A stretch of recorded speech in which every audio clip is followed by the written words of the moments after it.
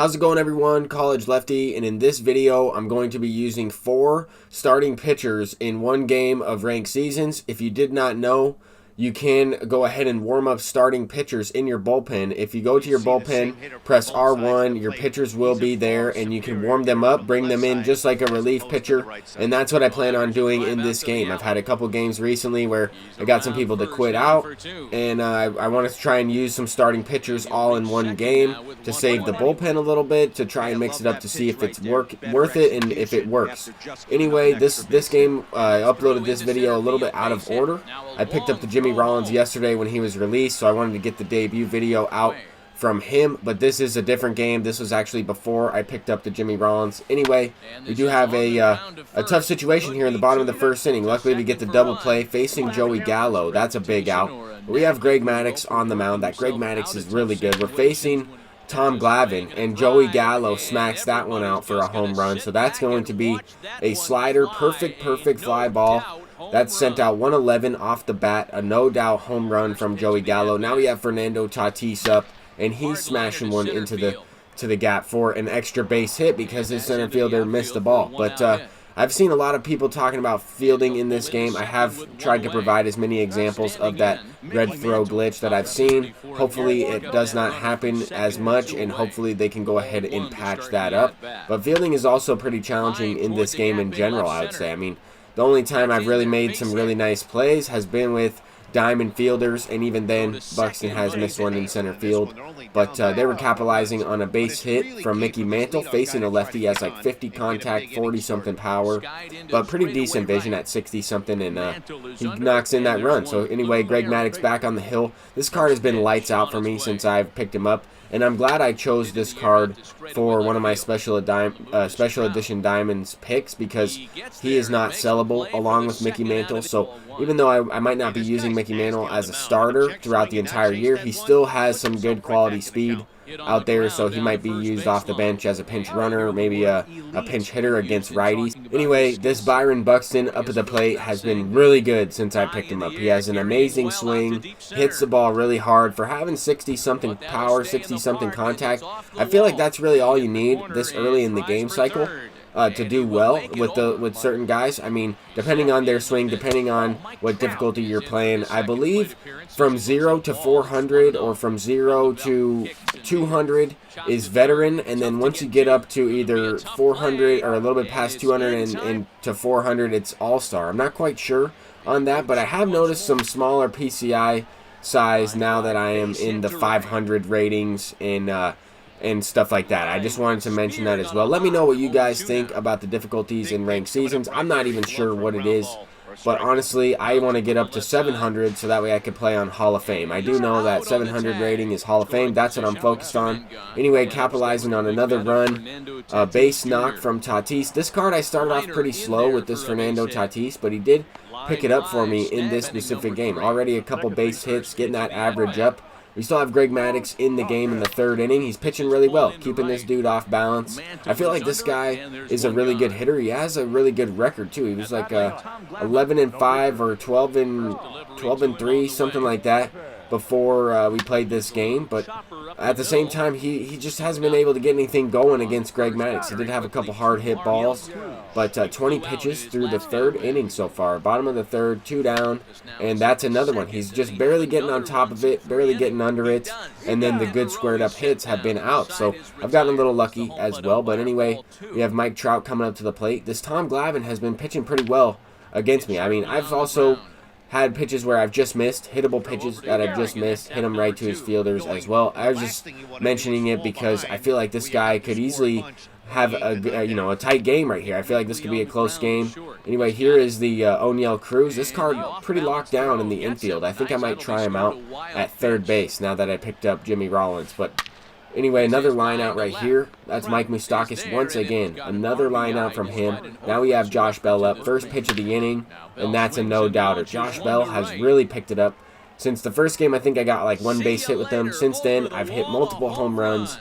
He's been impactful in each and every game. Here we have Tatis coming up 2 for 2 already. and that's going to be another base hit through that right side there. And that seems like that's Tatis' special. Now he throws it away. I'm not sure if he got the red throw glitch because he did it again here. and I'm going to go ahead and take second base. I think he did get the bad throw animations.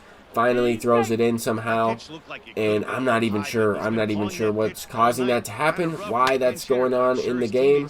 And the only thing I know that fixes it is if you pause the game after the play is over.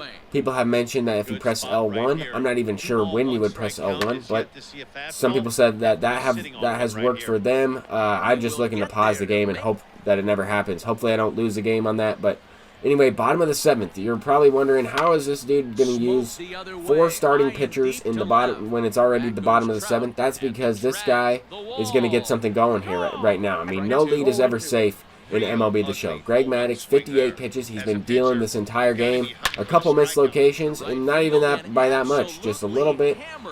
Slightly off the feedback, slightly off the spot where I wanted it, and couple bombs. That's going to be two solo shots, and then a line drive out of the reach of the 6'7" O'Neal Cruz. So if he's not making the play, nobody is going to make that play. He might be the tallest player in the entire game, to be honest. Anyway, we do have Mike Moustakas, who's already lined out a few times, making a third one, except O'Neal Cruz bobbles it, throws out 28 speeds with 90 arm strength.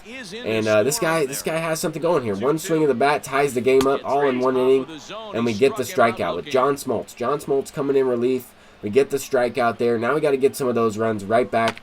We have Joey Gallo up at the plate, and that's exactly who you want up when you're looking to hit home runs, trying to get some runs back. That guy is absolutely incredible. I've seen some gameplay with him on Hall of Fame, and he plays just as good. But there's a no-doubter from Tatis. That's a perfect line drive. No-doubter from Tatis. Man, that was a nice swing. It's nice to get something going with that card, as I've been struggling with them. I've been jamming myself a lot lately with that card. Anyway, Byron Buxton pops up to center field. That was a pretty good pitch to hit. Just missed it. Good okay, just missed it. Maybe if I'm a little early on it, rip it into the gap, hit it for a no-doubt home run, and then the announcer will say, swung on by Broxton for some reason. He thinks it's Keon Broxton up the plate. Anyway, Buxton can't make the play there. Can't lock on to that. I don't really know why the players are not locking on balls to the wall. We saw the similar aspect in the game when MLB The Show 19 was released. Here, Mickey Mantle botches this one out in the outfield. So a couple mishaps. I mean, we need each and every out. We could have already had 2 down, in my opinion. Those 2 plays could have easily been made, but they weren't, and it's going to result in a run. But no lead is ever safe in MLB The Show. I can't say that enough.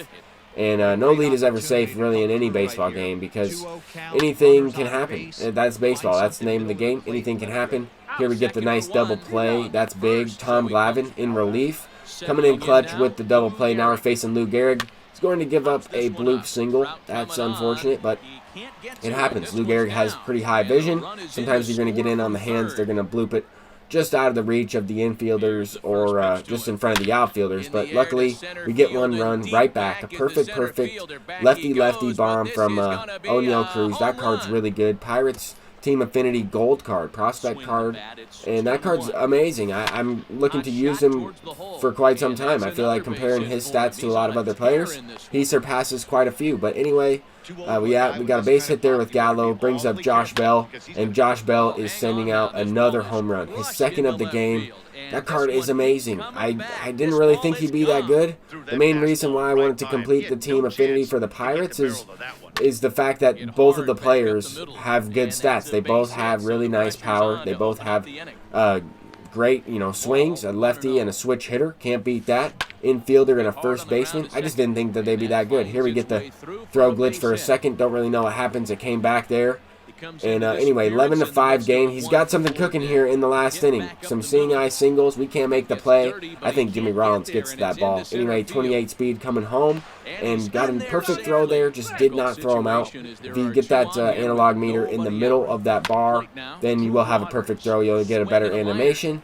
Anyway, this prospect, I'm not even sure who this dude was. I think it was Drew Waters. Smacks a base hit, and that's going to score another run. So 11-7. We don't get the back pick there on third base. I'm going with a screwball facing Chipper Jones. I figure he's going to get this run in, but I just need to get an out. I'll trade a run for an out at this point, as long as he doesn't hit a 3-run shot to tie the game, or now a 2-run shot to make it one run, or one swing of the bat would tie the game up, and Joey Gallo is not the guy I want to face in that type of situation to give him a chance. But anyway, get the second out of the inning. I don't know why he would try and advance there. He needs all the base runners he can get. He needs all the help that he can get right now, and he smashes one out with Aaron Judge, and that makes it a one-run ball game. This has a wild finish written all over it. I have lost these games every now and then, you know, give up a bunch of runs in the ninth, blow the save, but we go with the Will Smith pitcher. I mean, I used Oral Hershiser in the mix there. He did not do well either. None of the starting pitchers I threw really did well, but we get the strike three looking with Will Smith, the only reliever that we used in the game.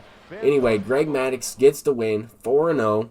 He did give up a couple runs, but that was the first runs I've given up with him this year, but that was the longest outing I've had with him. I've used him the most out of any pitcher. As you can see there, 4-0 with the 2.38, my best pitcher currently. But thank you all for watching this video. I'm College Lefty, and I'll see you guys in the next one. Peace out.